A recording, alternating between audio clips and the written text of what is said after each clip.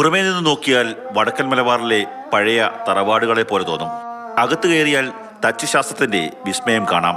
തേക്ക് തടിയിൽ തീർത്ത വിശ്വാസ സൗധം.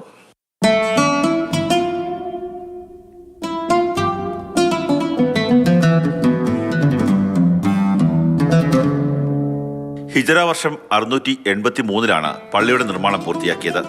അങ്ങനെയെങ്കിൽ 750 വർഷത്തിലധികം പഴക്കമുണ്ട് ഈ ആരാധനാലയത്തിന്. പ്രദേശത്ത് പുത്തൻവീട് എന്ന മുസ്ലിം കുടുംബം ഉണ്ടായിരുന്നു. നാട്ടുപ്രമാണിമാരായിരുന്ന അവരുടെ നേതൃത്വത്തിലാണ് പള്ളി നിർമ്മിച്ചത്. പുത്തൻ വീട്ടുകാരുടെ പണം മാത്രം ഉപയോഗിച്ച് നിർമ്മിച്ച പള്ളി പിന്നീട് പുത്തൻപള്ളി എന്ന് അറിയപ്പെട്ടു. ഏതെങ്കിലും ഒരു ഈ പൊതു സ്വത്തിൽ നിന്നല്ലാതെ ഒരു വ്യക്തിയുടെ സ്വത്തിൽ നിന്ന് വളരെ, ഞങ്ങളെ ഭാഷയിൽ പറഞ്ഞാൽ ലെജിറ്റിമിസം ഉള്ള എങ്ങനെ ഹലാലായ പൈസയിൽ ചെയ്തതുകൊണ്ട് ഒരു പോറൽ പോലും ഏൽക്കാതെ ഇത്രയും വർഷം നിൽക്കുകയാണിത്. പുത്തൻ വീട്ടുകാരെന്ന് പറയും. അപ്പോൾ അവർ പണിത് പുത്തൻപള്ളി എന്നാണ് പള്ളിയുടെ പേര്. ആ വീടൊക്കെ പോയി, പള്ളിയാകുമ്പോൾ നിൽക്കുമല്ലോ. പള്ളി ആരാധനാലയം ആയതുകൊണ്ട് നിലനിൽക്കുന്നു. വീട് പൊളിഞ്ഞു, വീട് അത് കെട്ടുവീടൊക്കെ ആയിരുന്നു, അതൊക്കെ പൊളിഞ്ഞു പോയി.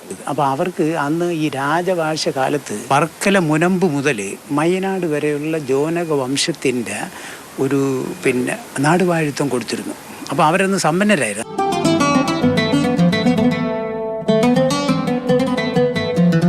തേക്കിൽ തീർത്ത ഒറ്റത്തടിയിലുള്ള 4 തൂണുകൾ പള്ളിയെ താങ്ങി നിർത്തുന്നു.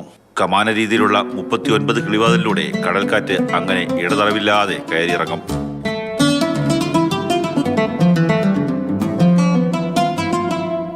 തേക്കിൽ തീർത്ത 7.5 നൂറ്റാണ്ട് പഴക്കമുള്ള ഈ ആരാധനാലയം പക്ഷേ അധികമാരും അറിഞ്ഞിട്ടുണ്ടോ എന്ന് സംശയമുണ്ട്.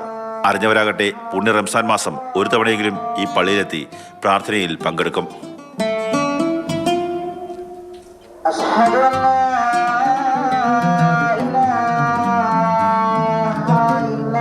മാതൃഭൂമി ന്യൂസ്, കൊല്ലം.